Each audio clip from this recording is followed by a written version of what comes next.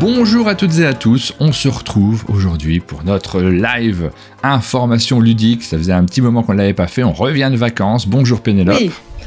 Oui, salut Martin. J'aime bien le on revient de vacances. Ça se voit pas du tout sur mon visage. J'ai dormi 2 heures cette nuit, donc je suis complètement désolée. J'ai pas du tout la mine de quelqu'un qui revient de vacances. Mais oui, on revient de vacances. Et alors cette émission, elle est enregistrée en live sur Twitch. On est en direct et on enregistre le matin. C'est la petite nouvelle. Donc on a une nouvelle configuration, un nouveau setup. Dans cette émission, nous allons vous parler de nos nouvelles formules, après ce bonjour d'intro, puisqu'on s'adapte un petit peu, l'horaire a changé, le contenu change un petit peu quand même malgré tout, puis chaque année ça nous fait du bien aussi de nous poser la question de comment nous allons organiser nos contenus.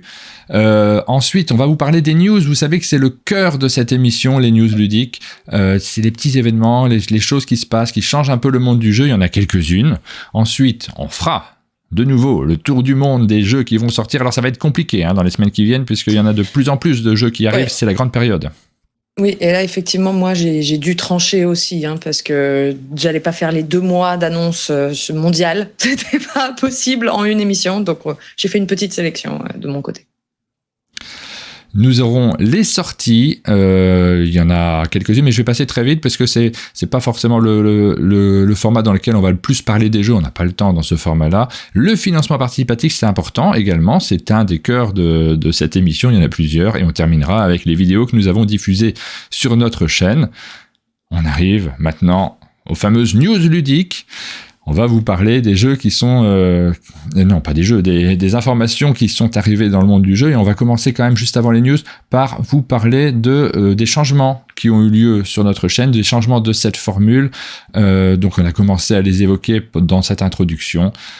On adapte un petit peu notre contenu. Alors notamment, puisqu'on fait une matinale plus régulièrement sur cette chaîne, on a décidé de déplacer certains contenus qui étaient plus mag en réalité, qui étaient un peu moins news. Elle était très très chargée cette émission et du coup un peu longue. On n'arrivera pas forcément à la faire très courte, mais on a quand même envie de déplacer certaines choses. Alors notamment, on vous parlait des boutiques ludiques l'année dernière. On garde cette rubrique, mais je la ferai dans d'autres matinales puisque je pense pas que ça soit spécialement une actu. C'est plutôt, on découvre des boutiques, on les met à d'autres moments. Elles iront quand même peut-être sur YouTube, mais je vais continuer. Je vous verrai qu'on aura 2 émissions qui arriveront sur YouTube. Ensuite, la rubrique sur les festivals, je vais la déplacer également. Je la mets pas dans cette vidéo sur les news ludiques, aussi parce que cette vidéo, elle est revue en différé et pas forcément juste avant le week-end. Donc en fait, elle n'a pas forcément de sens à être diffusée dans ce format-là. On la mettra le vendredi, donc demain, pour ceux qui regardent en live. Ça ne nous empêchera pas d'annoncer quand même les gros festivals et les événements très importants, bien sûr, dans les news habituelles. On avait tendance à discuter, on aime bien discuter, c'est agréable, et parfois, dès qu'on parle d'un truc qui nous intéresse, on traîne un petit peu en longueur, et c'est pas forcément l'idéal. Par contre, donc, sur les autres matinales, il y aura une émission qui va les compiler. Alors, elle va compiler essentiellement des formats qu'on a enregistrés en studio, qu'on a diffusés dans la matinale. C'est l'émission c'est les Jeux du Chalet, donc une émission qui existait déjà sur la chaîne, qui est au numéro 140. Simplement, je vais la diffuser au fur et à mesure dans les différentes matinales.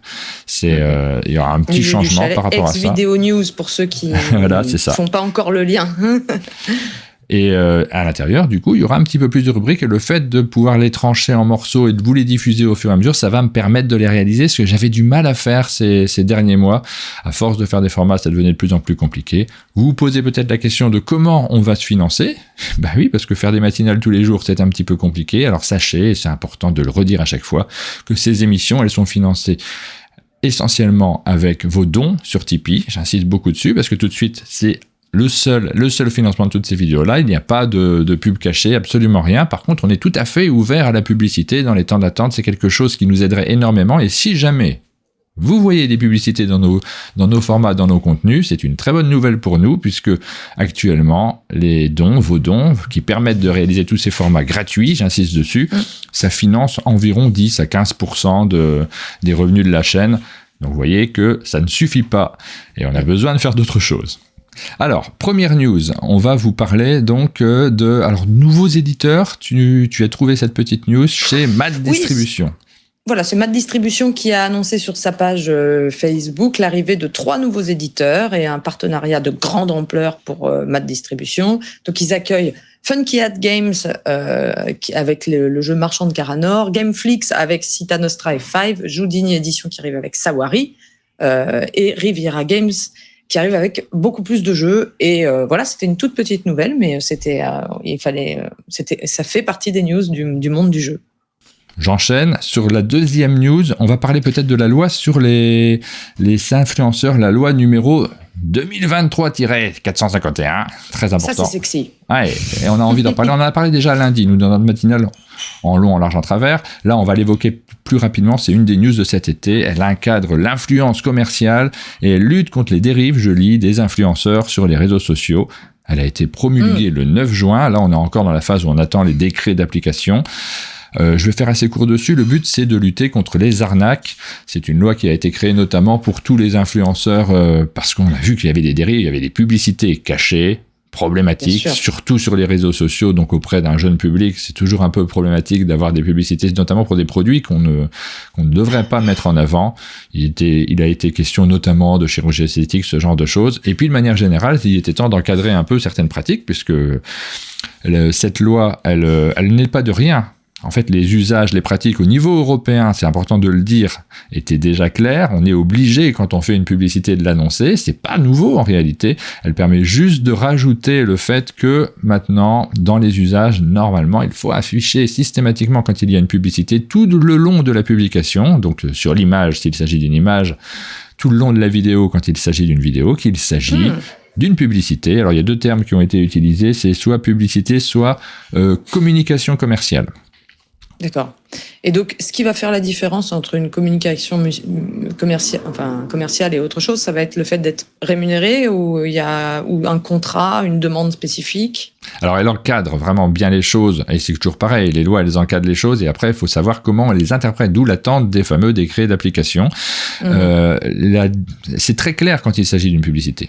Si vraiment on est là pour faire la promotion de quelque chose, qui est souvent le cas des influenceurs en réalité, puisqu'ils utilisent leur influence pour promouvoir un produit. Ça l'est moins quand il s'agit d'information, puisque on a la question sur les services de presse qui se posent notamment, et c'est là l'un des usages qui peut amener à interprétation dans ce qui concerne le monde du jeu. Quand on reçoit une boîte de jeu, est-ce qu'il s'agit d'une publicité ? La réponse est floue, évidemment, et la question se pose également pour les d'autres métiers comme les gens qui font des critiques littéraires, des critiques de cinéma, des critiques de plein d'autres produits. Elle s'est posée pour tous les journalistes qui attendent effectivement les fameux décrets d'application, mais qui interprètent déjà et qui estiment clairement que les services de presse ne sont pas un partenariat commercial. De toute façon, ça dépend aussi de ce qu'on en fait, parce que évidemment, il faut regarder au cas par cas. C'est ça la grande difficulté de ce genre de loi. Si quelqu'un reçoit plein de services de presse pour les revendre, par exemple, c'est pas du tout notre cas. Forcément, là, il en tire bénéfice. Nous, on en reçoit des jeux. Vous envoyez derrière moi qu'on a reçu. Je les ai pas mis en publicité. J'insiste vraiment, on les a posés. C'est dans notre décor. J'ai même pas réfléchi à ce que je mettais spécifiquement.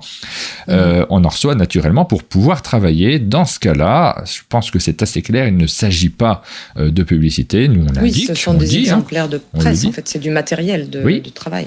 J'en tire absolument aucun bénéfice, je peux juste travailler avec, c'est tout. On ne les revend pas, il n'y a pas de problème par rapport à ça.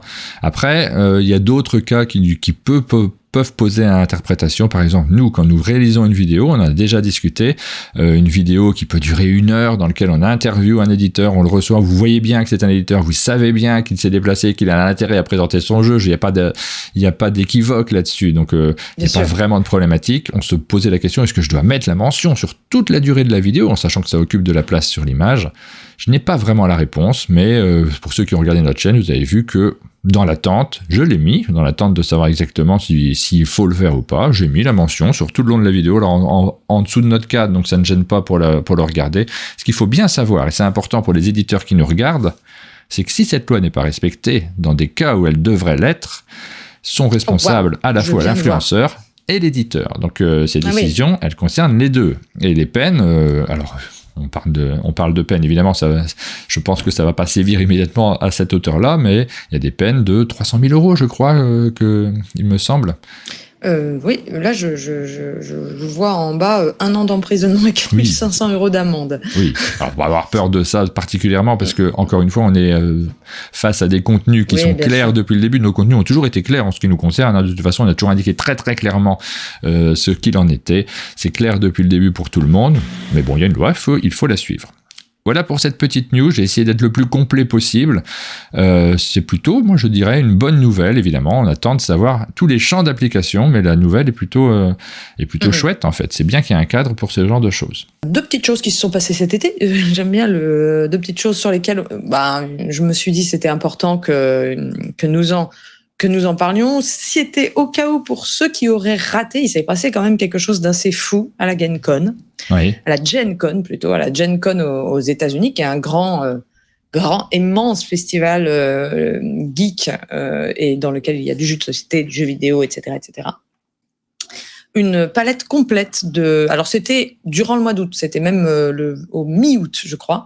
Une palette complète de jeux de Lorcana a été dérobée. Une palette d'une valeur de $300,000 a été volée. Oui, quand même. Oui. Ah oui, ça a été un vrai événement. Et alors, la palette il semble-t-il, depuis, j'ai vu d'autres articles, a été retrouvée. Et on n'en sait pas plus sur la formulation du a été retrouvé. On ne sait pas comment, on sait juste que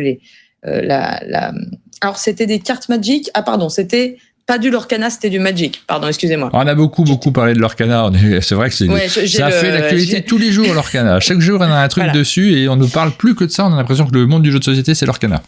Non, ce qui était plus surprenant, c'était que des images de télésurveillance, de surveillance, ont capté des images à première vue du moment du vol. Donc, je sais pas si vous voyez l'article, vous voyez la photo des 2 personnes en train de prendre la palette de jeu. Et il se trouve que ce sont des auteurs d'un autre jeu qui s'appelle Thomas J. Dunbar et Andrew Pearson Guillaume, qui étaient les auteurs de Castle Assault. Et pareil, on n'en sait pas plus. Pour l'instant, c'est des news qui sont restées en cours et l'affaire est en cours, l'affaire suit son cours. Mais ça a été quelque chose qui a un petit peu secoué le monde ludique, secoué la GenCon. C'était assez fou. Et cette histoire n'a pas fini. Je pense qu'on aura encore la fin de tout ça. Alors, ils n'ont pas tout gagné puisque, comme je vous le dis, à première vue, les palettes ont été retrouvées. Oui. Et voilà. Il n'y a pas très longtemps, hein, ça a été un petit feuilleton cet été, ce qui s'est passé. Ça a été le feuilleton, exactement. Oui, désolé pour le lapsus, c'est vraiment, on a vu du Lorcana tout l'été, j'ai fait complètement c'est pas très grave. Lorcana partout. Ouais. C'est pas très grave. Ça va, on s'est vite repris. Pendant ce temps-là, je règle mon écran, moi, toujours, parce que j'ai 3 écrans maintenant sur ce format, donc ça va être beaucoup plus agréable pour moi. Alors avant, j'en avais 2, et du coup, je m'étais emmêlé les pinceaux entre les deux, je regardais sur l'un et c'était sur l'autre. Voilà. Est-ce que c'est intéressant ce que je suis en train de dire ? Tu me dis, hein, vraiment, n'hésite pas à me couper. C'est absolument passionnant. Je pense que ça m'a permis de faire une virgule pour regarder un petit peu le chat pendant que tu racontais ça. Donc, tu vois, c'était... oui, c'était ça qui était drôle aussi. Les 2 voleurs étaient à visage découvert. On a un peu l'impression, quand on regarde l'image du vol, que il y a un moment, je me suis demandé, mais est-ce que c'est un canular ? Tellement ça semble aberrant que de faire ça, on les reconnaît complètement, quoi. Il n'y a pas de, donc voilà. On en saura plus tard. Je ne pense pas que ça soit un canular, c'est ça le pire, mais on en saura plus peut-être plus tard. Ou pas. La deuxième petite nouvelle, c'est la création d'un nouveau podcast et d'un nouveau site d'articles. Et en fait, c'est Paul Gara que vous avez pu écouter pendant 6 ans sur le podcast Proxy Jeux, qu'elle a quitté tout récemment. Et ben, vous pouvez la retrouver maintenant dans un nouveau podcast. Il y a déjà 2 épisodes. Et les épisodes sont plutôt chouettes parce que pour l'instant, c'est des interviews. Donc, elle a fait l'interview de Johan Servet et l'interview de Grégory Grard sur les 2 premiers épisodes. Et il y a aussi des articles. Vous pouvez retrouver plein de choses. Ça s'appelle Le Point de Paul Gara et c'est le pointdepaulgara.fr si vous voulez continuer à suivre Paul Gara dans ses nouvelles aventures. Alors, on va passer à notre étape suivante. On va passer aux news autour du monde en commençant par les jeux qui vont sortir en France. Et là, forcément, il nous faut un petit générique. C'est parti, générique. C'est le retour du générique. Ah. Non, je le vois pas, je l'entends pas, donc je ne sais pas quand il commence et se termine. Il est terminé. Le générique est terminé. On va vous parler des jeux qui arrivent. Premier jeu, tu veux nous parler d'un jeu qui arrive? On commence par la France, évidemment. Et c'est une très bonne nouvelle parce que celui-ci, on en a entendu parler plusieurs fois. On l'attend avec beaucoup d'impatience. C'est un jeu qui paraît chez Lucky Duck Games. Oui, et d'ailleurs leur post est assez rigolo parce qu'il y a 10 mois, Philibert avait parlé de la sortie VO de ce jeu et Lucky Duck disent on va faire mentir Philibert qui avait dit qu'on ne pense pas que ça arrivera en français. Si, ça arrive en français, ça va arriver en français. Alors ils mettent, je crois que c'est pour le prochain automne ou je sais plus, mais il y a pas vraiment de date dans cet article-là, donc on ne saura pas. Mais c'est Vagrant Song, c'est un jeu dont je parle moi depuis très longtemps. J'ai eu la chance d'y jouer d'ailleurs en anglais. C'est un jeu de Kyle Rowan, Matt Carter, Justin Gibbs et illustré par Nguyen Mai Diem. Et Vagrant Song... Ah, désolé pour les bruits de camions et tout, je suis pas chez moi. On les entend pas. On les entend pas du tout, ne t'inquiète pas. Donc Vagrant Song est un jeu de combat de boss dans un univers typiquement vraiment, on va dire, américain, Silly Symphonies, avec des visuels très type, on pourrait dire le début de Disney, mais un peu torturé, hein, un peu sombre. Et en fait, c'est un jeu de combat de boss dans lequel on va essayer non pas de détruire des boss, mais plutôt ce sont des fantômes auxquels on va essayer de sauver les âmes qui sont perdues. C'est des fantômes qui sont perdus dans un train fantôme, vous l'avez, et on va avoir, c'est un jeu assez simple, d'ailleurs c'est un combat de boss qui est plutôt très accessible. Moi c'est ce qui m'a surpris quand j'y ai joué, je m'attendais à quelque chose de plus compliqué, de plus narratif. On est quelque chose dans quelque chose de plutôt assez simple et d'assez, mais avec plein de petites idées ingénieuses de gameplay. Donc ça va sortir bientôt chez Lucky Duck et je vois déjà des commentaires dans le chat qui disent que c'est un excellent jeu. Et c'est un jeu qui a fait énormément de bruit aux États-Unis quand il est sorti. Il a été numéro 1 de BGG pendant très longtemps. Il a un très très fort succès. On va voir si le public francophone y adhère de la même façon. Une toute petite annonce, mais c'est Sorry We Are French qui annonce une petite extension Abunakashi pour Gozu X, qui est ce jeu d'affrontement un peu type, on va dire quand même construction de tableau. C'est un jeu d'affrontement qui est pas direct, mais avec des decks qui sont pas préconstruits, mais presque, et qui est plutôt vraiment très bon. C'est un jeu que j'ai beaucoup aimé de ce début d'année. Oui. Alors là, vous avez sûrement la sirène, par contre, quand même. Oui, mais c'est pas grave, on l'entend à peine. Voilà, parce qu'il est pas encore tout près de moi. Mais et donc il y a une petite extension avec de nouvelles cartes pour modifier, si j'ai bien compris, des decks déjà existants avec de la corruption. Donc j'en sais pas plus, mais ça va arriver cet automne en France. Et la dernière annonce française, elle est toute fraîche. Elle a été annoncée hier soir par Matago et le jeu a été annoncé en VO à peu près en même temps. Donc j'allais le mettre dans le tour des mondes des annonces. C'est un jeu américain, oui. Mais du coup il a été annoncé par Matago. C'est Apiary. Et Apiary est un jeu qui est illustré par un de mes illustrateurs favoris, c'est Kwanchai Moriya, et designé par Connie Vogelman. Et c'est surtout édité à la base par Stone Meyer Games. Donc ça fait partie de ces jeux avec un matos absolument fantastique. Stone Meyer, je rappelle, c'est éditeur de Sight, de Wingspan, de Beyond Two Castle of Mad King Ludwig, de Viticulture, donc des jeux extrêmement bien produits, parfois de Jamie Stegmaier, souvent, parce que c'est la boîte de Jamie Stegmaier, souvent maintenant d'autres auteurs. Et le thème est assez rigolo. Nous avons donc les abeilles, donc dans un futur très lointain, les humains ont disparu plus ou moins, et ce sont les abeilles qui se sont développées, tellement développées qu'elles ont grandi et développé des technologies. Et c'est on va dire un placement d'abeilles. D'accord. Voilà, c'est un placement d'abeilles ouvrières qui vont se déplacer dans l'espace afin de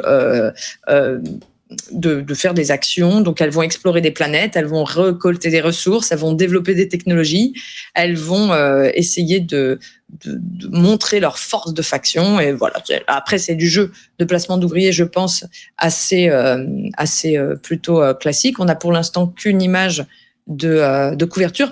Il y a des vidéos qui existent avec des démonstrations du jeu, mais enfin avec un petit peu un aperçu du matériel. Mais voilà, donc ça va arriver chez Matago, et c'est pour 1 à 5 joueurs, des parties de 60-90 minutes à partir de 14 ans. Et je pense que ce sera un jeu intermédiaire, d'une difficulté intermédiaire. Voilà pour les jeux qui vont arriver en version française. Après, on a aussi des jeux qui vont arriver en version étrangère que tu as noté. Voilà. Merci à ceux qui commentent également. On lit pas tous vos commentaires dans ce format-là, mais on les regarde. Et puis ça nous fait plaisir d'avoir de l'interaction de manière générale. J'aime bien le commentaire qui dit « L'espace n'est plus à la mode, on met des abeilles pour faire nature ». Moi, je me suis surtout dit, ça y est, on combine tout, la nature, l'espace. Donc, on commence par l'Allemagne et on va y rester un peu longtemps parce que je rappelle que bientôt, il y a le grand festival, le grand événement Essen en Allemagne, et donc il y a beaucoup d'annonces de jeux à l'étranger qui se font, et particulièrement en Allemagne, puisque c'est un peu leur grand moment. Et donc le premier, j'ai fait une petite sélection parmi la pléthore, mais vraiment la pléthore de jeux qui sont annoncés depuis un mois. Donc nous avons, je commence par High Season, qui est la version Roll and Write de Grand Austria Hotel. Je l'ai noté parce que je sais qu'il y a beaucoup d'amateurs de Grand Austria Hotel, qui est un classique de Simone Luciani, je crois, et je ne sais plus, je crois que c'était un jeu fait à deux, Simone Luciani et quelqu'un, ou peut-être juste lui tout seul. En tout cas, c'est là, cette fois-ci, c'est de Virginio Gigli, Ryan Hendrickson, Simone Luciani, illustré par Clemens Franz. C'est chez Lookout. C'est pas très beau, pour ceux qui n'ont pas l'image, c'est très allemand, et on retrouve les principales idées de Grand Austria à la base, c'est-à-dire qu'on va gérer un hôtel, ouvrir des chambres, accueillir des clients dans les chambres, devoir voilà, avec un principe de roll and write où on va rouler des dés et les faire récupérer des dés en les draftant autour de la table, pour pouvoir avoir le meilleur hôtel autour de la table. Donc voilà, après ça, il faudra y jouer pour en savoir plus, mais je sais que les curieux, enfin les amateurs de Grand Austria vont surveiller ce jeu. C'est un jeu qui a, bien sûr, une énorme réputation, Grand Austria Hotel, et qui fait partie des jeux très appréciés par les joueurs experts. Oui, c'est un classique. Ça m'a fait plaisir, moi, d'y jouer à l'époque. J'ai jamais rejoué depuis sa sortie. Mais je ne sais pas si les gens le connaissent encore, en fait. Mais les jeux se succèdent les uns aux autres. Les auteurs, eux, sont toujours là. Ils aiment bien ressortir. Moi, j'ai des gens pour qui c'est le jeu favori. C'est vrai encore. Ah ouais. C'est un peu un jeu de cartes à combo aussi. Hein. Il y a quelques C'est un jeu allemand, mais avec des cartes qui font des effets. Le jeu suivant s'appelle Daybreak. C'est un jeu qui va sortir là chez, je l'ai noté quelque part, chez Schmidt Spiel. C'est un jeu de Matt Leacock et Matteo Menapis. Alors Matt Leacock, le nom forcément, il vous dit quelque chose tout de suite. C'est l'auteur de Pandemic, de Forbidden. Si je dis pas, non, peut-être une bêtise là. Mais en tout cas de tous les pandémiques, quels qu'ils soient, de Hera aussi, et de voilà des ciels interdits, jungle interdite, île interdite, etc. De toute la série interdite. Et le jeu est un jeu coopératif, comme Matt Leacock a l'habitude de le faire. Spécialiste des jeux coopératifs. 1 à 4 joueurs, 60-120 minutes à partir de 10 ans. Et l'originalité du jeu, non, c'est un jeu qui parle d'écologie. Le monde va mal. Nous allons jouer chacun des grandes entreprises qui vont devoir agir ensemble pour sauver la planète. En gros, c'est ça. Ce que j'ai trouvé original, c'est le système d'action, c'est-à-dire que nous allons avoir des cartes d'action qui sont des décisions qu'on doit prendre, en gros, du type construire des éoliennes, etc. Mais au début, elles n'auront pas beaucoup d'effets. Et quand on va les poser, elles ont des petits symboles sur ces cartes. Et au fur et à mesure, on va en poser de plus en plus et les actions vont prendre en puissance et on doit on doit placer les bonnes cartes et faire les bonnes suites de symboles pour pouvoir activer ou renforcer des actions. Et donc, c'est à force d'efforts qu'on finira par réussir à sauver le monde. Je dois admettre que les thèmes comme ça, nature, moi, c'est pas toujours c'est des thèmes qui m'importent énormément dans la vie de tous les jours, mais pas forcément des thèmes de jeux qui me font envie. Là, quand j'ai regardé les mécaniques et aussi les illustrations, ça m'a quand même fait envie, donc je vais suivre ça avec attention. C'est d'ailleurs, je n'ai pas dit le nom de l'illustrateur, c'est illustré par Mats Berg. On est encore un peu en Allemagne. Alors là, avec une nouvelle qui me fait oui, c'est ça. Une nouvelle qui me fait particulièrement plaisir, c'est Pirates of Maracaibo d'Alexander Pfister, mais pas que, de pas lui tout seul. C'est Alexander Pfister et Ralph Bienert, Ryan Hendrickson, et illustré par plein de gens avec des noms compliqués, donc je vais pas tous les citer. Vous les voyez à l'écran. Ce n'est pas une extension de Maracaibo, c'est vraiment un stand-alone dans l'univers de Maracaibo, avec autour surtout des pirates. Là, on est dans quelque chose de vraiment dans l'imaginaire collectif de l'enfance. Et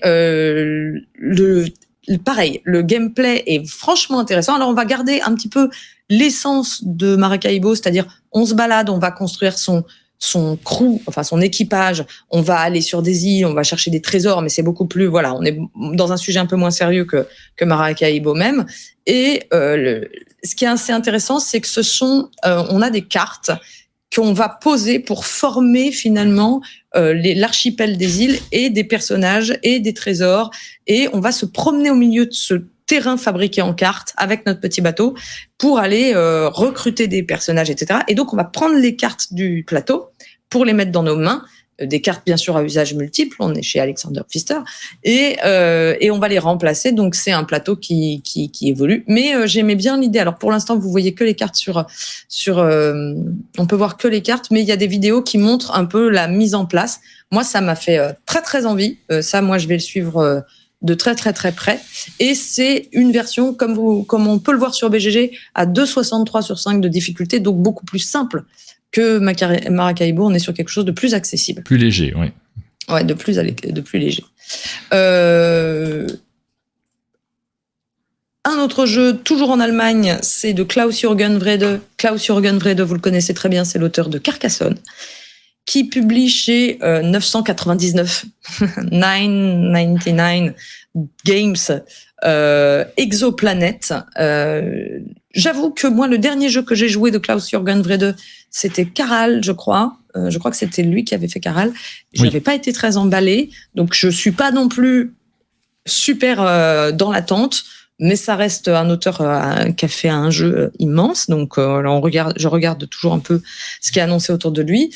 Et là, Exoplanet, on va explorer des planètes, on va explorer on va explorer des planètes pour récupérer des ressources, pour fabriquer des bâtiments, on va essayer d'aller chercher de l'énergie qu'on va ramener dans nos tuiles citées. Donc il y a un côté tuile. Quand on regarde le matériel, il y a presque un côté jeu abstrait. Avec des gros éléments en bois, oui, et quelque chose de très épuré dans le visuel des plateaux joueurs, etc.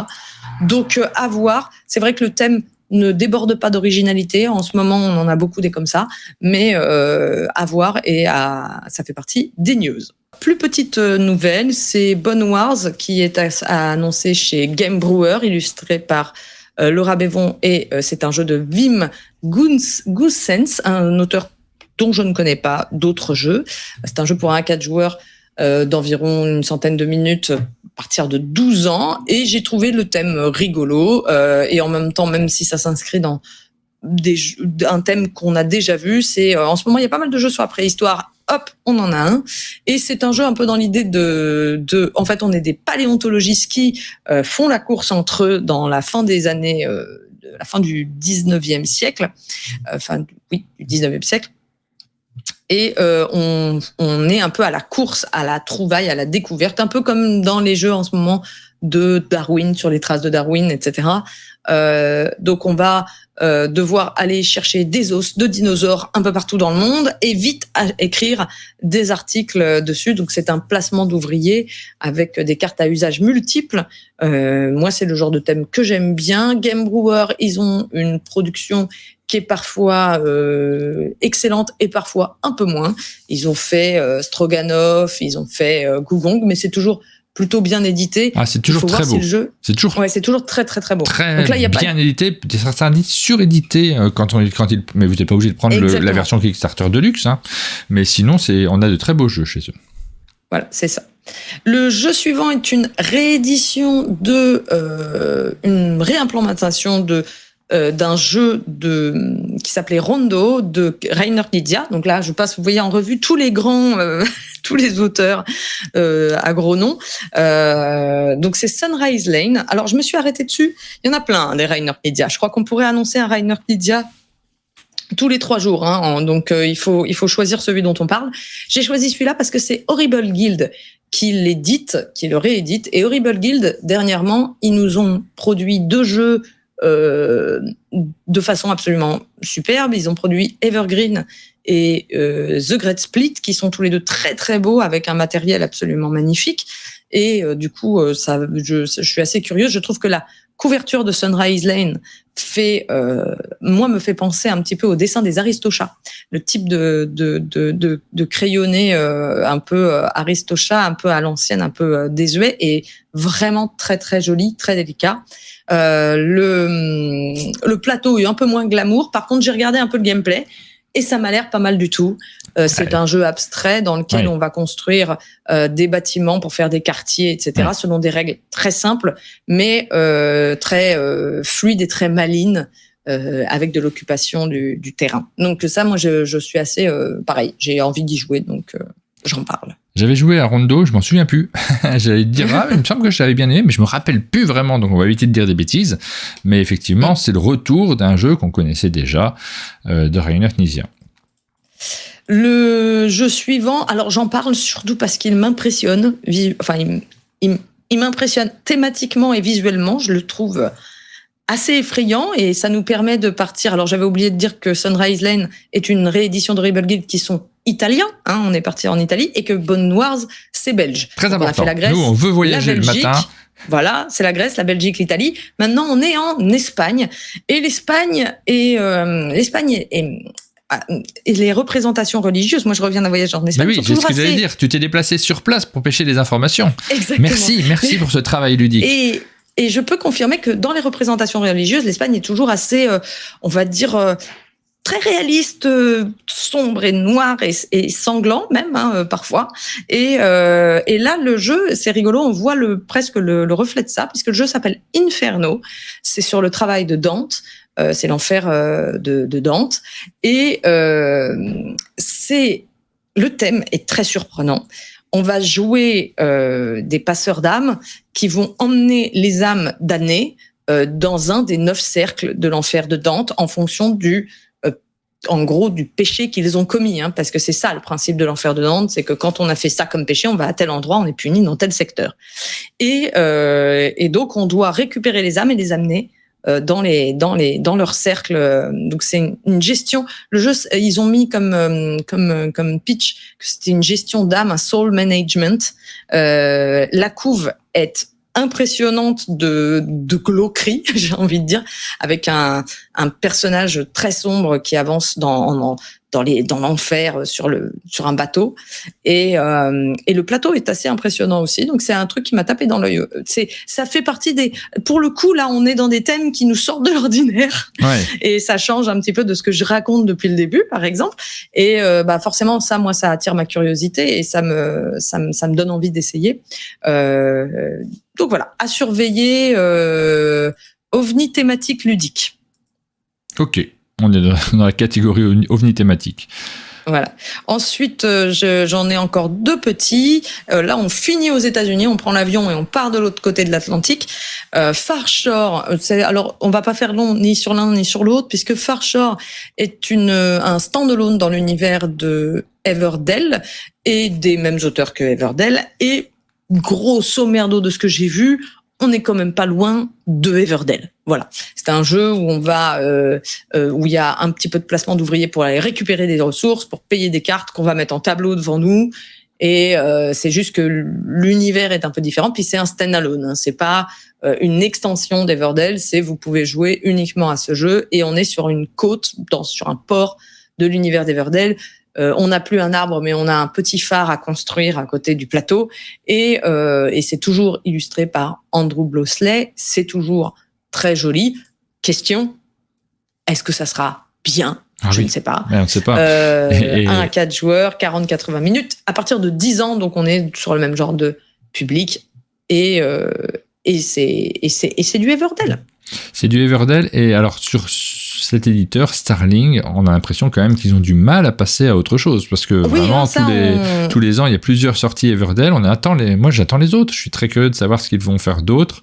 Il y a eu des trucs chouettes, mais ils n'ont pas le même succès. Donc, forcément, ils continuent à essayer de continuer cette gamme qui fonctionne très, très bien.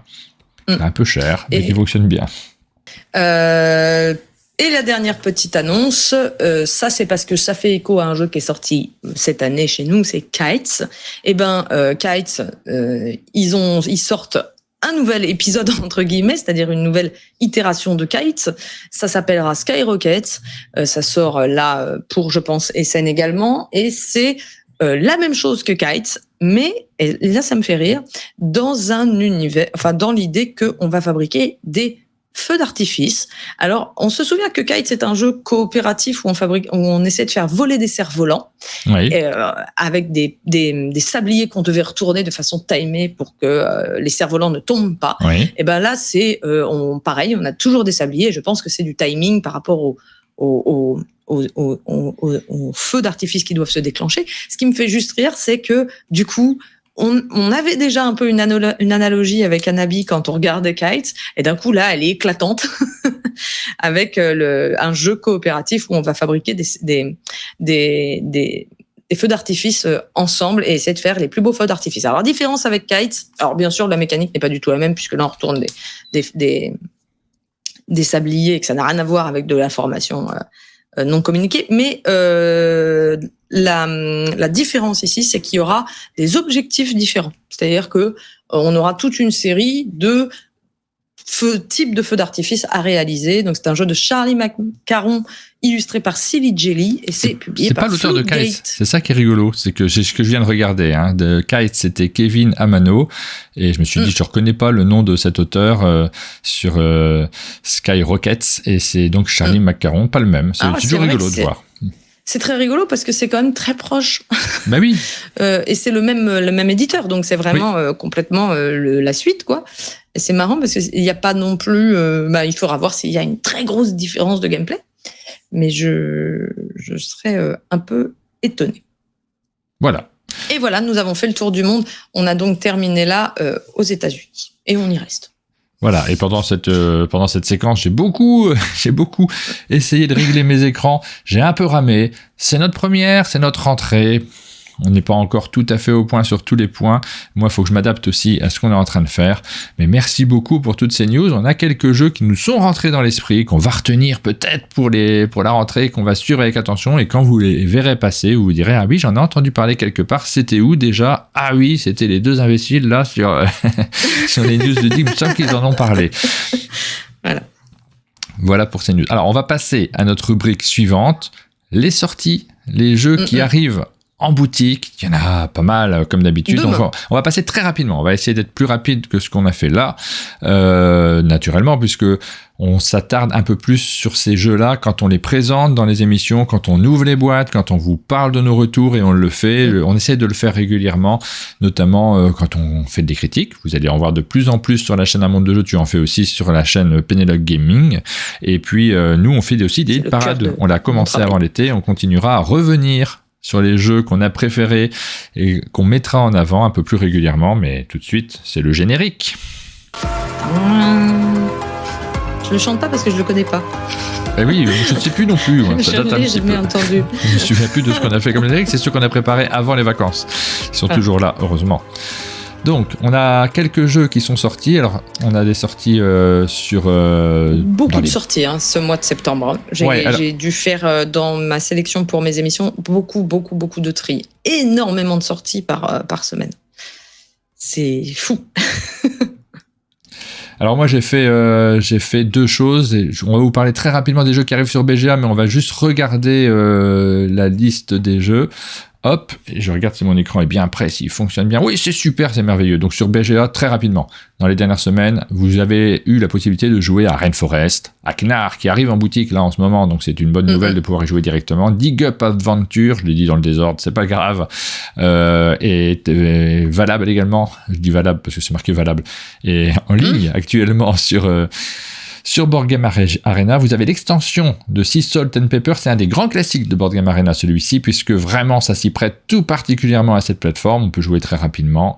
Canvas est disponible. Je rattrape un peu les annonces de ces dernières semaines. Et là, le dernier qui est paru, c'est Forest Shuffle. Je ne connais pas, mais c'est l'un des intérêts de la plateforme. On peut découvrir des jeux auxquels nous n'avions pas forcément joué. Je ne sais pas s'il arrive en version française. J'en avais pas entendu parler. C'est peut-être le cas, j'en sais rien. C'est disponible sur Board Game Arena, vous pouvez le découvrir. Dans nos boutiques, cette fois-ci, nous avons Barcelona. Est-ce que toi qui reviens d'Espagne, t'as joué à ce jeu de Dani Garcia qui est publié par Pixie? Non, pas encore. Et c'est un jeu qui est édité par Board & Dice à la base. Et il nous habitue avec des espèces de gros jeux à chaque fois à découvrir avec des grosses mécaniques. Des fois des très bien, des fois des moins bien. On attend. J'ai très envie d'y jouer en tout cas. Café del Gâteau, c'est chez Schmitt, ce jeu-là. Alors, on l'a reçu, ils nous l'ont envoyé, donc merci beaucoup à l'éditeur. C'est du service presse, on aura l'occasion d'y jouer, on aura l'occasion de vous en parler. Ça, c'est assez rigolo. J'ai regardé le pitch, c'est assez rigolo, c'est assez tentant. Moi, j'ai joué. Très simple. C'est très accessible, très léger. C'est plutôt sympathique. Un petit jeu, c'est assez familial quand même. Ensuite, alors on passe très rapidement les différents jeux pour que vous en ayez conscience. On s'attarde pas forcément sur chaque titre, on va essayer d'être rapide dans cette vidéo parce que c'est pas le cœur de l'émission. Disney, Sorcerers Arena, Alliance Epic, c'est de l'extension je crois. Ensuite on a Dungeonology, donc là on a l'extension mais on a aussi le jeu de base qui sort. Donc ça c'était un jeu qui a été proposé en financement participatif et qui est repris pour sa version française par Don't Panic Game, les deux boîtes arrive. Tu n'avais pas joué à celui-là? Non, pas du tout. Donc n'hésite pas à m'arrêter si à un moment tu as un truc très particulier. Parce que là, je n'hésite jamais à arrêter les gens quand j'ai quelque chose à dire. Il faut m'arrêter. Nous avons Exit Calendrier de l'Avent. Il y avait eu une boîte l'année dernière qui avait plutôt très bien marché. Les joueurs avaient pu découvrir les différentes cases et avoir une petite énigme tous les jours. C'est un jeu d'Inka et Marcus Brand publié par Yellow. Deuxième boîte qui arrive cette année. Donc c'est maintenant en fait. Moi je vais pouvoir finir ma boîte de l'année dernière, je pense. Je l'ai pas faite moi. Je crois que je suis débordé depuis l'année dernière. J'avais été un peu déçu par une chose, c'est que les textes étaient extrêmement longs. Oui, c'est vrai. Les énigmes étaient pas mal, mais il y avait beaucoup à lire. Et c'était pas du tout le format auquel je m'attendais. Donc je ne sais pas si ça sera pareil là, mais ça m'a un peu refroidi personnellement. Fish and Shark, un jeu de Flavien Dauphin, c'est publié par Djeco. Toujours dans le jeu enfant, on a Fluffy Valley, Maxime Rambaud et Théo Rivière, c'est publié par Loki. Celui-ci également, nous l'avons. Fish and Shark, on doit l'avoir également, mais j'ai pas. Alors je vous avoue que c'est Aline, la spécialiste des jeux pour enfants, et je ne suis pas sûr de ceux qu'on a reçus. J'ai pas vérifié, mais tout cela, on vous en reparlera dans les semaines qui viennent sur notre chaîne. Une nouvelle boîte de Great Western Trail, Nouvelle-Zélande. Le classique d'Alexander Pfister qui a le droit à plusieurs boîtes, il nous emmène dans plusieurs régions d'élevage. Et là, on est vraiment comme dans le jeu vidéo maintenant avec des jeux à série, quoi. Ouais. On parle maintenant de licence, quoi. La licence de plus en Great plus. Western. Tout à fait. Et, chez Sorry We Are French, nous avons une extension de Iki, le jeu qui était sélectionné pour la Cannes de l'année dernière. C'est Akebono. C'est marrant parce que c'est un jeu qui datait vraiment, il a une deuxième vie parce qu'il était sorti il y a assez longtemps maintenant. Une première version, succès d'estime, pas forcément un énorme succès commercial. Sorry We Are French l'a repris, ça a très bien marché, et donc ils peuvent faire une extension très longtemps après la sortie du premier jeu. D'ailleurs, Sorry We Are French vont bientôt publier un jeu que j'adore. Je regarde si il est autour de moi, parce que sinon je vais me tromper sur le titre du jeu. Ah mince, et puis ça me revient pas. Donc, je me suis lancé un peu trop tôt. Et toi, tu l'as? Non. Non. Bon. J'aimerais t'aider, mais je ne vois pas de quoi tu parles. Le nom est un peu chinois, mais c'est pas Gugong, c'est Gugong qui me revient. Bon, peu importe le cas, j'aime beaucoup ce jeu-là. J'espère que ça va fonctionner parce que si on peut avoir des extensions derrière, ça serait une bonne nouvelle. Ah oui, je vois. Non, mais j'ai pas le nom. Mais je vois de quoi tu parles. Ouais, bah c'est bien. Vous voyez pas de quoi on parle, mais on en reparlera plus tard, c'est pas grave. Les Fiefs de Norbois, un petit jeu, on ne connaît pas spécialement, c'est de Wilsou, c'est publié par Bad Boom Games. Bad Boom Games. Les Princes de Florence, un grand classique qui revient dans une version Don't Panic Games cette fois-ci, illustré par Lucas Sigmund, et les auteurs sont Richard Ulrich, Wolfgang Kramer et Jens Christopher Ulrich. Donc, paraît-il un excellent jeu celui-là. Oui, m'a-t-on dit. Plein de versions ce jeu, il revient de nouveau. Moi j'en ai peut-être 2 au chalet. J'en ai un juste en face d'ailleurs. Il collectionne les Princes de Florence. MyScape Kids, Hypnose, on passe assez rapidement. Nous avons Monolith, Phil Walker Harding, forcément, ça attire mon attention. Ça, j'ai pas du tout le temps de me renseigner sur ce jeu publié par Cool Mini or Not. J'ai regardé moi un petit peu, mais c'est de la construction de blocs. Tu récupères des blocs de forme, puis tu essayes de construire des blocs devant toi avec certaines contraintes et certains objectifs. En fait, tu as un bloc commun au centre et tout le monde va y poser des blocs pour essayer de remplir ses propres objectifs et tout. Ça n'a pas l'air mal. À voir après, ça peut... Toujours envie de jouer au jeu de Phil Walker Harding. Moi aussi, toujours. Phil Walker Harding, j'ai toujours envie de jouer. J'aime pas tout, mais j'ai toujours envie d'y jouer. Merci à Jürgen from Bordeaux qui nous dit que c'est Zango, le nom Zango, du merci. jeu C'est pour ça que j'avais Google qui me revenait en tête. Zango, c'est génial. Ça ressort chez Sorry We Are French et vraiment, je suis ravi. J'ai vu Emmanuel Beltrando m'a montré des images. Ils font un gros travail, mais comme toujours, hein, sur Emmanuel Beltrando, c'est l'éditeur de Sorry We Are French. Ils font un gros travail sur ce jeu. Ça va être chouette. J'ai hâte d'y rejouer. Pyramido. C'est chez Synapse Games, c'est un jeu d'Iquan et nous avons réalisé une vidéo. Si vous ne connaissez pas ce jeu, vous pouvez retrouver cette vidéo qu'on a en tournée avec Dorine. Donc allez jeter un petit coup d'œil si vous ne le connaissez pas, c'est simple, accessible. Silicon Valley, c'est un jeu de Scott Helms, publié par Grail Games.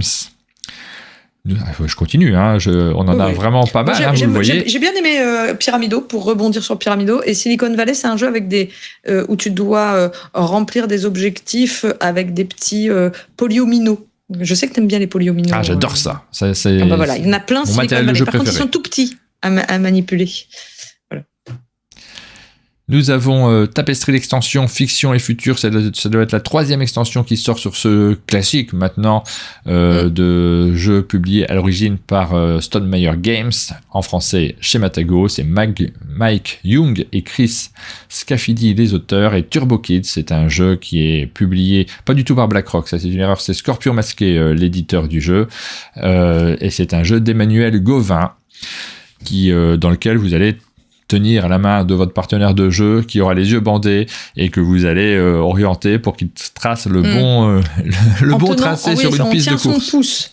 On dirige son pouce comme un joystick. Quoi. Exactement, voilà. C'est original comme mécanique. Voilà, pour les sorties, on est passé très rapidement. Et une efficacité redoutable. Je suis pas sûr, mais on a essayé en tout cas. Et nous allons passer maintenant à la fameuse rubrique des financements participatifs. Jingle. Il y a un jingle. Et un jingle, il est en cours. Je sais pas, je le vois pas. Est-ce que ton écran est toujours frisé ? Ah oui, c'est le jingle vert. Ouais. Oui, c'est défrisé, du coup j'ai un peu de décalage, mais je l'ai vu. Voilà. Les financements participatifs, il y en a quelques-uns cette semaine. Il y a même pas mal. Alors, la question qui se pose à chaque fois, c'est est-ce qu'on vous présente tout ce qui sort en financement participatif ? Est-ce qu'on fait une sélection ? Et c'est vrai qu'on a tendance à se dire que peut-être maintenant, il faut qu'on insiste sur ceux que l'on connaît, dont on peut vous parler plus particulièrement, parce que c'est vrai qu'on est un peu noyé sous les jeux, les propositions de jeux, et on n'aura pas forcément grand-chose à dire sur chacun d'entre eux. Donc, on va faire une petite sélection. On va s'attarder uniquement sur ceux sur lesquels on peut vous parler plus particulièrement. Nous avons notamment cette semaine un petit phénomène, c'est le nombre d'extensions qui paraissent en financement participatif. Oui. C'est assez impressionnant. Ou c'est ce qu'on disait tout à l'heure, licence qui se développe. C'est-à-dire, c'est vraiment cette idée de maintenant, on prend un jeu et on l'exploite à fond. On en sort des extensions, on en sort des itérations, on en sort des dérivés et des légères modifications. Donc, et là, on a vraiment une pluie et dans les sorties et dans les KS. Enfin, dans les financements participatifs. Alors, à l'origine, les financements participatifs, ça servait... quand on dit à l'origine, attention, c'est pas un jugement de valeur et c'est assez important. Ça servait effectivement à créer un jeu qui n'aurait pas pu voir le jour autrement. Oui. Et c'est vrai que la question de la rentabilité, elle se pose à chaque fois. Est-ce que ça vaut le coup pour l'éditeur ? Est-ce que c'est toujours dangereux ? Il y a une prise de risque. Et en même temps, ça permet de sortir des jeux avec un matériel parfois assez extraordinaire qui permet de se plonger dans une ambiance qu'on n'aurait jamais pu avoir en boutique. Quand il y a une extension, l'intérêt est beaucoup plus fort pour l'éditeur parce que d'une part, il propose de nouveau son jeu d'origine et il y a moins de risques sur les rééditions. Ça permet de faire un retirage très souvent, ça recrée une actualité. Ça permettra pas à ce que cette extension qui n'arrive pas forcément en boutique du coup puisse relancer les ventes sur le jeu de base. C'est une démarche différente, mais la prise de risque est un petit peu moindre. Alors, quand je dis que c'est pas un jugement de valeur, pas du tout, les éditeurs font ce qu'ils veulent d'une part, et d'autre part, si ça leur permet justement de faire ces extensions, alors qu'ils n'auraient peut-être pas pris le risque de les faire en boutique, où là, on ne sait jamais trop comment ça va se vendre, ils connaissent le nombre de personnes qui sont intéressées, ça se justifie complètement, et là, qu'est-ce qu'on voit ? Une extension sur Terraforming Mars, le deuxième prélude avec... Le deuxième prélude, parce qu'il y a déjà eu un prélude. Oui, qui arrive, je vous mets pas toutes les images sur toutes ces extensions, parce que vraiment, il y a beaucoup d'éléments. Du côté francophone, nous avons Ibris, une première extension, je crois que c'est la première fois, donc ça permet aussi de récupérer... Le jeu de base pour ceux qui ne l'avaient pas. Pour dire rapidement, ce sont 2 nouveaux personnages jouables, Dionysos et Hera. Et ça ne sera sûrement pas la dernière extension de ce jeu. Je crois qu'il y avait déjà des extensions, puisqu'il est sorti avec plein d'extensions, ce jeu, mais c'est la première. Oui, il y avait déjà plein de trucs, mais là ça continue, il y a du reprint, vous aurez l'occasion de pouvoir jouer à ce jeu. On ne s'attarde pas forcément beaucoup sur chacune des extensions, parce que bon, je ne vais pas vous mettre le teaser et tout ça, ça n'a pas un intérêt dingue. Ensuite, nous avons des jeux dans l'univers de Midgard. Vous connaissez peut-être cet univers-là. Il y en a plusieurs qui sortent dans le même Kickstarter Barrage. Il y a un nouveau jeu qui arrive. Cat in the Box. Alors là, il y a une version colossale Barrage, qui est publiée. C'est pas un nouveau jeu, c'est des nouveaux plateaux et une extension. Une extension, oui, c'est la rubrique des extensions. J'ai dit nouveau jeu. Il n'y a pas de souci. Cat in the Box, c'est encore plus drôle. Oui, parce que là, cette fois-ci, il y a un matériel complètement dingue qui ne sert pas à grand-chose. Soyons honnêtes, d'un point de vue ludique, le matériel de base est largement suffisant pour faire le jeu. On n'a pas besoin d'avoir beaucoup plus. Mais cette fois-ci, en plus, vous allez avoir l'occasion d'avoir une peluche chat. Indispensable ou pas ? J'ai quelques doutes, mais... Une grosse peluche. Hein. Ouais. D'ailleurs, le nom du projet s'appelle Colossal Cat in the Box. Ouais. Bon... Elle est moche. Si tous les jeux se mettent à faire ça, il va falloir déjà qu'il n'y avait plus de place dans les appartements avec les boîtes. Alors, est-ce que tous les jeux se mettent à faire ça ? Oui. Non. Si. si. On a parlé tout à l'heure de Starling, cet éditeur qui est l'éditeur d'Everdell. Oui, je vois, là je suis dessus. Eux aussi, ils font tout de suite une extension avec des peluches. D'accord. Qui sont assez moches. Non, c'est jugement de valeur, je devrais pas dire ça. En fait, je trouve pas ça extraordinaire. D'ailleurs, le prix n'est pas très impressionnant sur ces peluches. Elles sont vendues $19, je crois. Donc non, elles sont pas ouf les peluches. Moi, je soutiens complètement ton propos précédent. Parce que moi, j'aime beaucoup les peluches, mais en fait, si on veut en avoir des belles, ça coûte très très cher d'avoir une très belle peluche. Et là, clairement, c'est du produit commercial.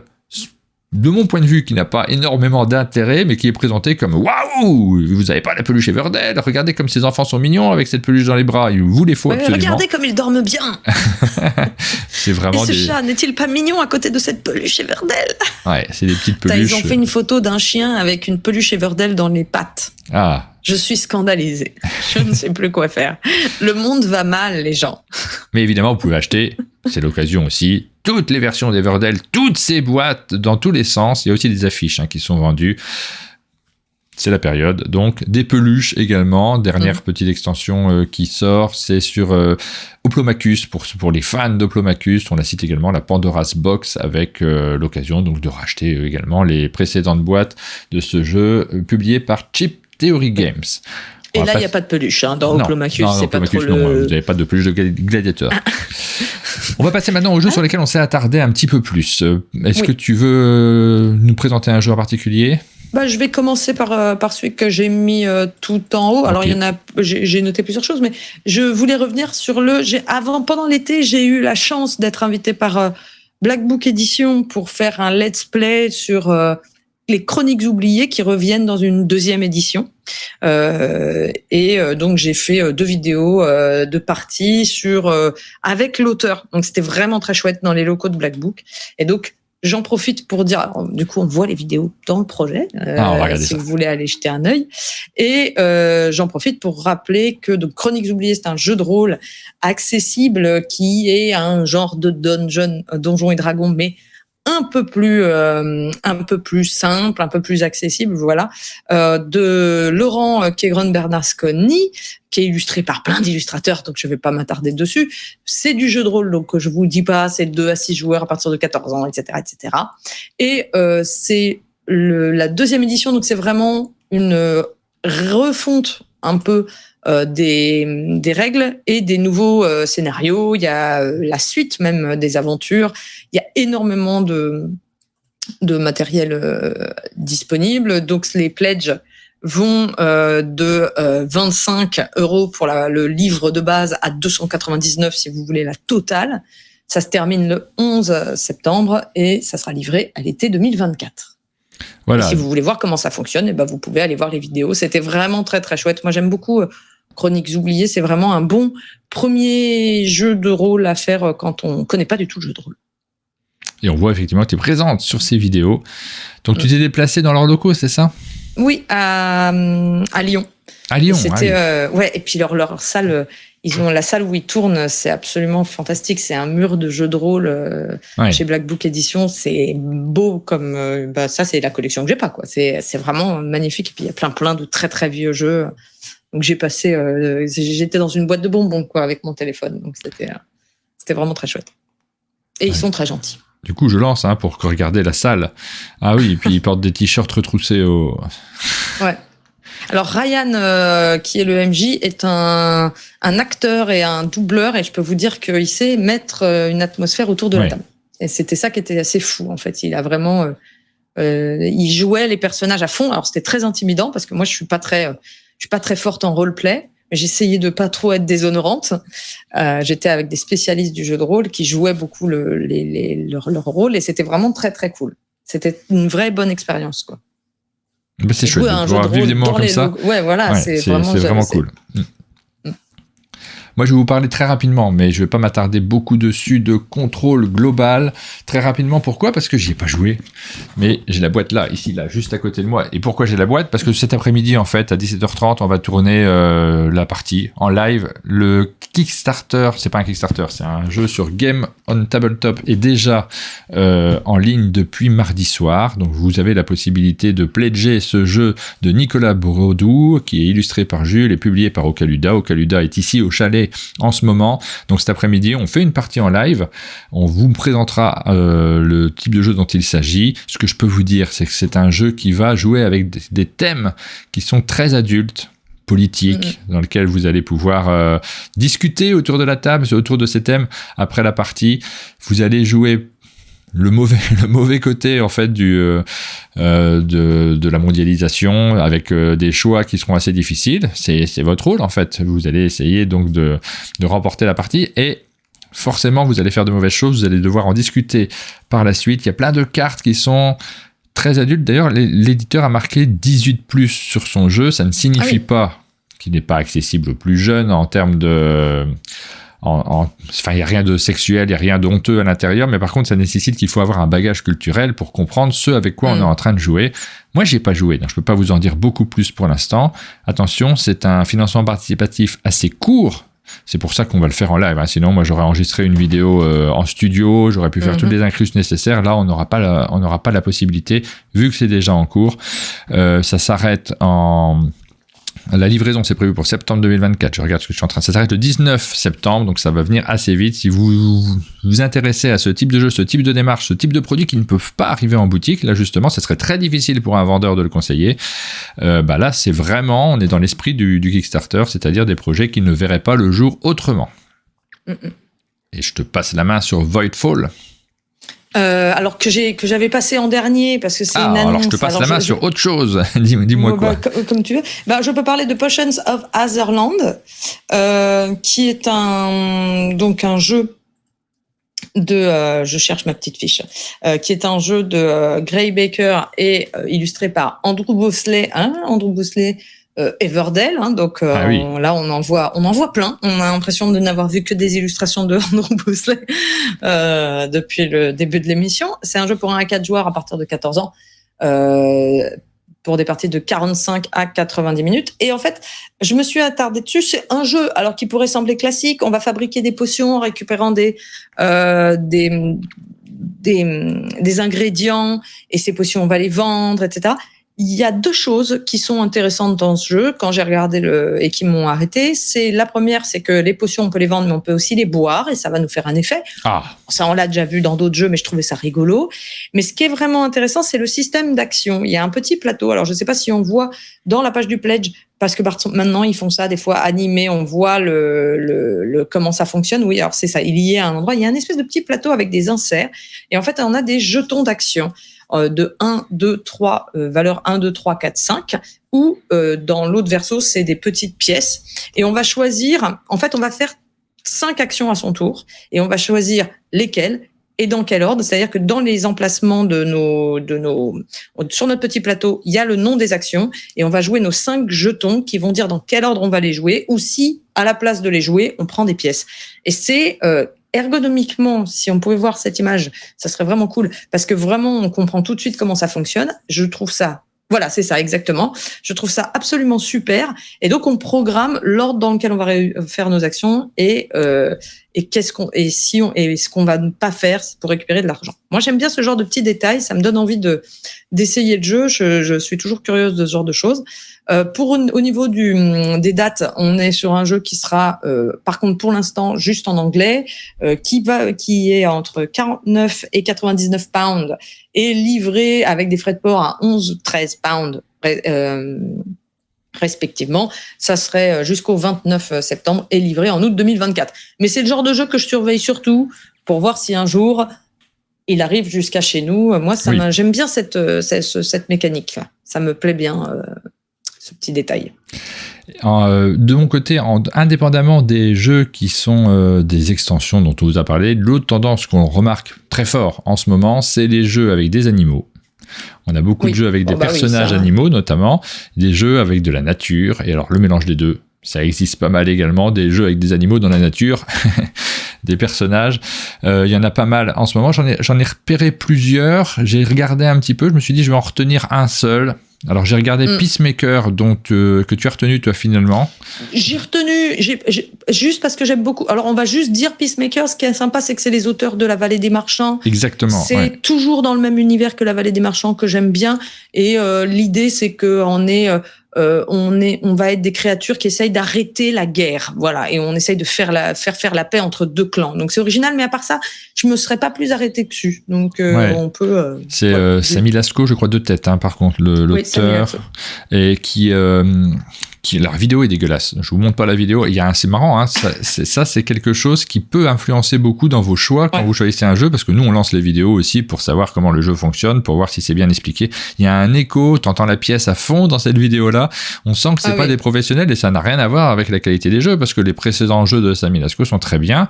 Celui-ci est sans doute intéressant. Vous voyez, on a des plateaux différents. C'est plutôt chic comme matériel. Ça donne envie de découvrir le jeu. Derrière, moi, il y a le côté, on va jouer ensemble. C'est un coopératif. Cet aspect-là ne m'a pas attiré, donc c'est pas celui que j'ai décidé de retenir, c'est pas celui que j'ai décidé de mettre en avant plus particulièrement. Mais j'aime bien, moi, l'univers. Ouais, et puis la démarche, je surveille. Voilà. La démarche comme Ryan Locat de tout faire, c'est-à-dire les illustrations, le scénario du jeu, c'est des auteurs qui sont fascinants pour cela. Mais bon, voilà. Moi, j'ai plutôt choisi de retenir le jeu Harvest. Alors, je suis pas sûr que ça me conviendrait complètement, mais là, ça correspond un petit peu plus à mes goûts. Et puis finalement, c'est peut-être ça qui vous intéresse aussi, c'est de savoir quels sont nos goûts. Harvest, c'est un jeu qui a le droit à une nouvelle version. Il existait déjà. C'est une nouvelle version revue et revisitée. C'est un jeu de pose d'ouvrier dans lequel vous allez pouvoir récupérer, comme son nom l'indique, récolter des ressources avec un petit plateau individuel sur lequel on va mettre des ressources aussi et des éléments en forme de polyomino. Donc vous avez bien compris que ce genre de choses, on l'a dit, moi ça me plaît particulièrement quand on gère ces ressources individuelles et quand on a son petit plateau devant nous. J'aime vraiment beaucoup ça, donc peut-être que ça va me plaire. Ça a l'air assez léger.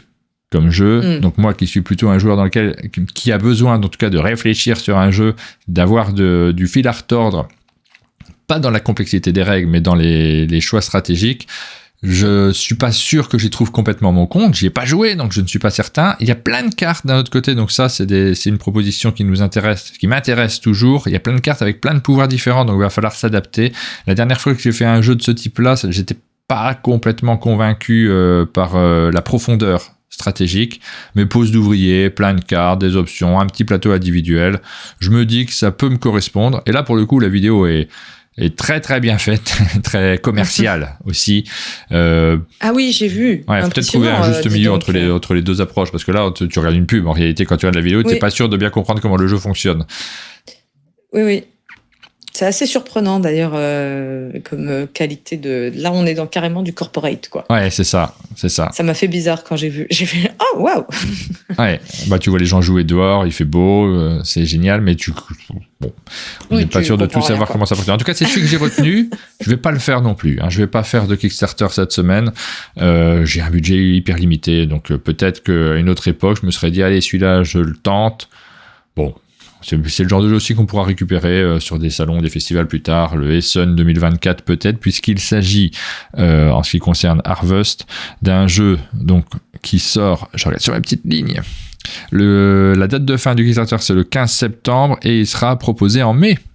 Donc c'est très rapide, mais ça veut dire qu'il est sans doute, ils attendent de savoir le nombre de personnes pour pouvoir lancer assez rapidement la production, pour pouvoir le livrer derrière. Ça sera en anglais uniquement, à 4 joueurs, à partir de 10 ans, 30, 70 minutes, on comprend que c'est assez léger, 30 minutes ça doit être à 2 joueurs, c'est assez léger comme jeu, mais ça a l'air sympathique.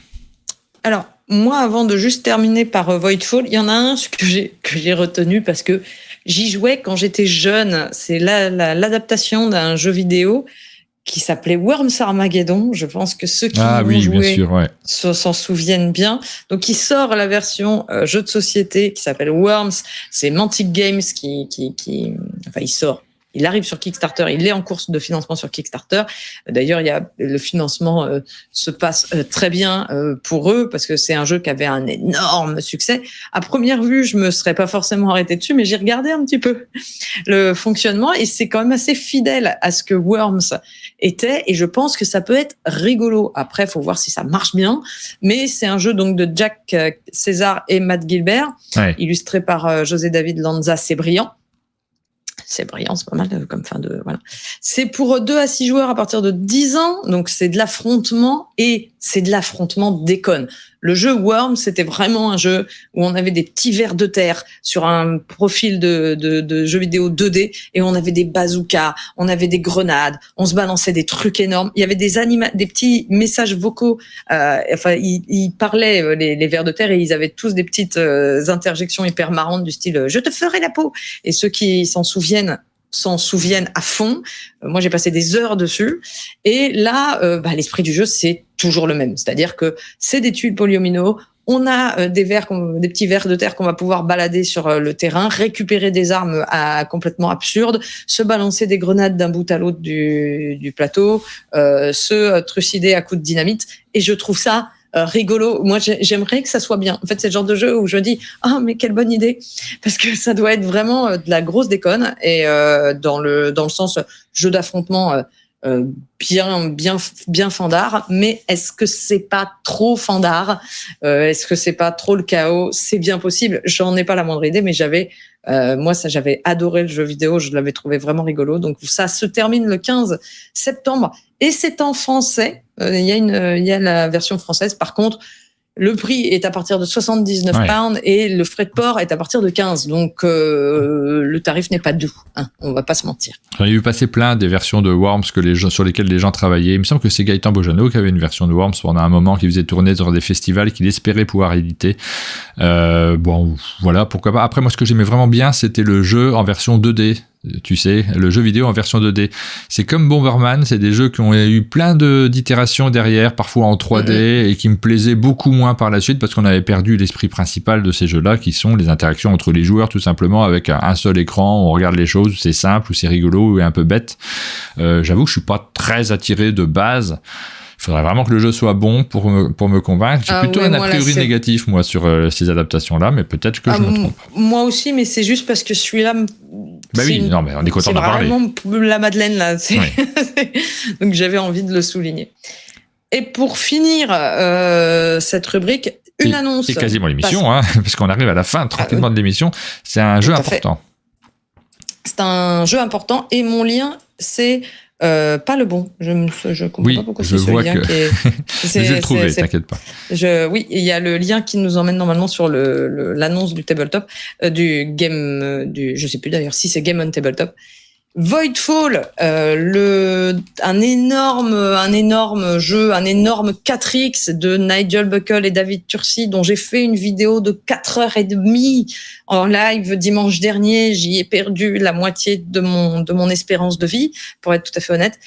Illustré, mais superbement par Yann O'Toole, est amené, la version boutique est mise en financement participatif par Super Meeple, donc c'est pas la version avec tout le gros matos magnifique, mais moi j'ai joué à la version boutique, elle est déjà vraiment splendide. Ouais. Et en fait, le projet participatif, si j'en parle là, c'est qu'il commence aujourd'hui, dans quelques heures. Donc je n'ai pas toutes les infos à vous donner, j'ai pas le prix, j'ai pas la date de fin, j'ai pas tout parce que c'est pas encore commencé. Donc j'ai pas eu accès à toutes les informations. Par contre, vraiment, je peux vous dire, j'ai joué au jeu, c'est assez fantastique. C'est un jeu qui est c'est un 4X, donc on explore, on exploite, on extermine, etc. Sauf qu'on est plus sur un 4X euro. Les combats ne sont pas du tout à l'américaine avec des dés. C'est vraiment tout est calculatoire.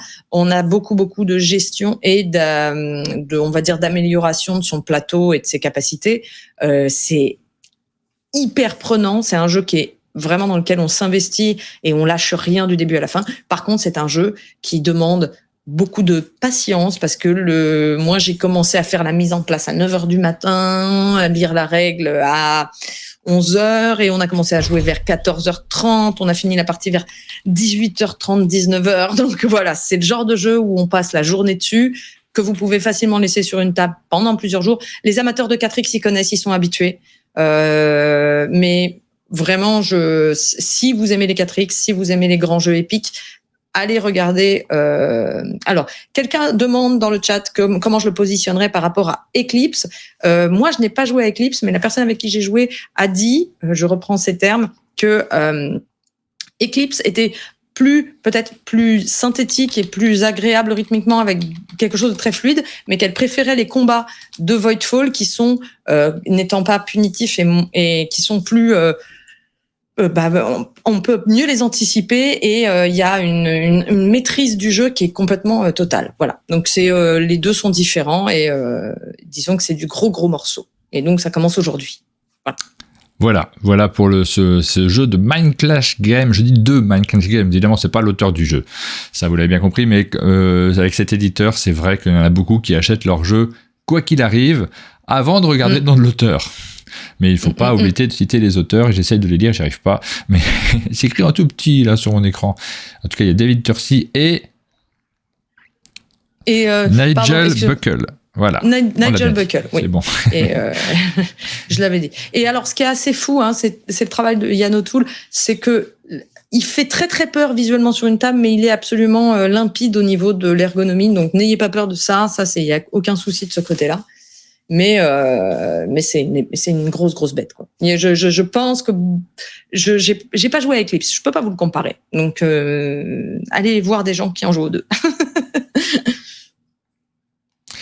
Voilà, je vois qu'on pour les... je fais juste un coucou pour des gens que je connais bien qui sont passés dans le chat, Monsieur François, Monsieur Guillaume, Rachel. Je sais qu'il faut pas faire que des coucous aux copains, mais là il y a beaucoup de gens qui sont passés dans le chat, donc oui. je les salue quand même un petit peu. Et vous êtes 127, ça fait extrêmement plaisir à 9h30 du matin d'avoir tant de monde. On était monté à 200 plusieurs fois sur les émissions d'Actu Ludique de début d'après-midi. On est passé le matin, on avait un peu peur de se dire on aura peut-être 30 personnes. Et en réalité, depuis le début de la semaine, on passe la barre des 100 assez régulièrement. Et c'est une habitude qui s'installe. Chaque jour, il y en a un petit peu plus. Merci beaucoup à tous qui nous suivaient le matin maintenant. Ça sera un format assez régulier. On est content de pouvoir le faire. On est content que vous nous suiviez. Et on est rassuré aussi parce que, en fait, les gens se lèvent. J'étais pas certain, mais si, les gens ont une activité le matin et c'est un peu rassurant, honnêtement. On va terminer cette émission. On arrive à la fin. Oui. On était content de reprendre. Tout n'était pas parfait sur cette première parce qu'il faut qu'on retrouve nos marques. Mais par contre, quel plaisir. Je nous ai trouvé pas mal, moi. Ouais, quel plaisir. Non, mais moi, techniquement, c'est surtout moi. Toi, c'était parfait. Vraiment, Pénélope, merci beaucoup d'avoir assuré le coup. On va terminer, comme d'habitude, en parlant des émissions qui sont arrivées sur nos chaînes, et même de celles qui vont arriver. Il y en a quelques-unes. Alors, sur ta chaîne, nous avons... Oui, j'ai mis que les dernières. Ouais. Parce que dans le mois, il y en a eu plein. J'ai essayé de rattraper mon retard, ce qui n'a pas été simple, mais... Beyond the Sun, donc avec l'extension Leaders of the New Dawn. Tu as fait une vidéo également sur Doggerland. Ouais. Donc un jeu qui est publié en français chez Super J'ai mis Meeple. 2 mois à la mettre sur YouTube, celle-là, donc désolé pour le retard. Et là, je suis vraiment trop loin pour lire le nom des auteurs. Ne m'en veuillez pas. Par contre, Marrakech, c'est Stefan Feld. Et là, tu as fait un jeu également sur ce jeu qui arrive en version française grâce aussi à Atalia qui le distribue. Oui. D'ailleurs, dans la vidéo, je fais une erreur. Je dis qu'il n'y a pas de manuel en français dans la version essentielle. Or, il y aura un manuel en français. C'est moi, je n'avais pas la version définitive. Donc, je le dis au cas où. J'avais dit que je ferais un petit correctif, il est fait. Mais Marrakech est exceptionnel. Je vous invite à vous pencher dessus. Et sur la chaîne Un Monde de Jeux, depuis 7 jours, on a publié pas mal de vidéos. Je les passe très rapidement. Pyramido, on en a déjà parlé. Donc, vous avez l'occasion de découvrir ce jeu assez accessible. Tu m'as dit que tu avais bien aimé, hein, Pyramido. Moi, j'aime bien. Ouais, moi aussi. C'est pas hyper innovant, mais la petite idée en plus me suffit pour me faire me dire mais j'aime bien. C'est un peu un plaisir coupable, un peu comme toi avec ton jeu favori. Ouais. Voilà, Applejack. Mosaïque, on a fait une petite vidéo où on vous présente le jeu avec Caroline de Silex. Nous avons présenté le jeu Monumental. J'adore Monumental, donc j'étais très content de réaliser une vidéo. J'ai vu plein de commentaires sur cette vidéo sur les retards de livraison des jeux. Sachez que je suis pas forcément au courant de tous les retards. Moi, j'ai posé la question évidemment à l'éditeur, vous en êtes où? On est en train de livrer, voilà. Donc j'ai pas toutes les infos, mais il y a des gens qui s'offusquent en disant mais c'est scandaleux d'inviter un éditeur comme ça. Pardon, par contre, c'est un jeu que j'aime beaucoup, qui sera disponible en boutique. Je suis très content de le présenter et franchement, je suis assez fier, moi, de proposer cette vidéo. Mais non, mais je comprends qu'il y ait des gens qui soient frustrés ou qu'il y ait des reproches à faire. Après, il ne faut pas voir le monde que en bien et mal. Ces choses arrivent. Ouais, il y a des éditeurs qui ont des difficultés aussi. Ça les amuse pas du tout de livrer en retard. S'ils ont livré en retard, c'est qu'il y a eu des problèmes. Donc, oui, surtout, je sais pas. En fait, je ne sais pas exactement. Je suis pas à la place. Mais ce que je veux dire, c'est que ils sont pas sadiques, quoi. Ça, Alors, je connais bien les gens de Funforge, je les apprécie beaucoup, donc je vais pas vous dire du mal du tout d'eux. Par contre, je ne sais pas ce qui s'est passé sur ce plan-là exactement dans le détail, donc je me permettrai pas évidemment de dire que les personnes qui râlent sur les retards ont tort. C'est pas du tout ce que je suis en train de dire. Simplement, vous avez peut-être raison. Mais c'est peut-être pas non plus un scandale d'avoir fait une vidéo sur un jeu que j'adore. Ça, faut peut-être faire la part des choses aussi. Nautilus Island, c'est un jeu donc de Théo Rivière et Johan Goupy qui arrive en boutique et qu'on présente donc dans cette vidéo. Si vous ne le connaissez pas, allez jeter un petit coup d'œil. On a fait également le canapé de Silex où vous découvrez toute l'équipe. Et puis hier, on a diffusé On the Road, le jeu qui est publié par Helvétique. C'était l'occasion de revoir Stéphanie et de voir pour la première fois sur notre chaîne, mais vous la connaissiez bien, Mathilde, qui a fait pas mal de vidéos chez Trick Track dans la grande époque de Trick Track avec Monsieur Fall, avec Guillaume, du temps des expli parties. C'était une invitée régulière et on est très content de l'accueillir. Très bonne ambiance sur cette vidéo. Allez jeter un petit coup d'œil. Aline a préparé un visuel, je crois, pendant cette matinée, si je ne me trompe pas, et j'essaie de voir parce qu'elle l'a mis dans un autre dossier. Voilà, ici, hop, sur les jeux de vampires. Donc il n'est pas au bon format pour mon incrustation, mais vendredi soir, vers 20h30, c'est pas très précis, on sera installé dans cet espace de live pour pouvoir discuter avec Jube et Jérôme. Ils rapporteront des jeux de vampires, ça sera bonne ambiance, ça sera très léger, ça sera juste pour passer un bon moment ensemble. C'est notre rentrée, on revoit tout le monde sur la chaîne. On attend encore Sylvain, vous êtes nombreux à m'avoir demandé mais quand est-ce qu'il revient Sylvain est en congé de paternité jusqu'au festival de Vichy. Donc on l'attend encore, mais il sera profite présent. d'une vie douce et heureuse pendant quelques semaines. Et après, on va l'assaillir. Voilà. Il sera obligé de revenir pour parler de jeu, l'horreur. Et, Et moi, je fais un live lundi sur les sorties du mois de septembre qui aurait dû avoir lieu lundi dernier, mais comme je l'ai dit, je n'ai plus Internet chez moi. C'est pour ça que je suis chez ma maman présentement. Pendant une semaine. Je suis très en colère. Moi aussi, je suis scandalisée. Et pour ceux qui veulent suivre Contrôle Global et qui nous ont regardé en live en particulier parce que je pense que la vidéo sera sur YouTube après qu'on ait enregistré le live, on tourne cet après-midi, jeudi après-midi à 17h30 la vidéo sur live autour de Contrôle Global. On découvre ce jeu, je le découvre parce que moi je ne le connais pas non plus. Ça sera l'occasion d'y jouer pour la première fois. On arrive à la fin de cette vidéo de News Ludique, cette première de la rentrée. Là, on a remis en place notre système. Moi, je le fais assis, déjà, ça change beaucoup de choses parce que j'étais debout dans les précédentes émissions. Tout change, c'est fou, hein. C'est une vraie rentrée avec des nouveautés. Ça nous fait plaisir aussi parce que ça crée du dynamisme autour de ce que l'on fait. On est content, nous, de ne pas avoir les mêmes règles. Ça veut pas dire que ce qu'on faisait avant était pas bien. Ça veut pas dire que ce qu'on fait maintenant est mieux. Mais on a besoin de changement, vous le savez. On est tous un peu pareils là-dessus. Merci, Pénélope. Eh ben, merci Martin.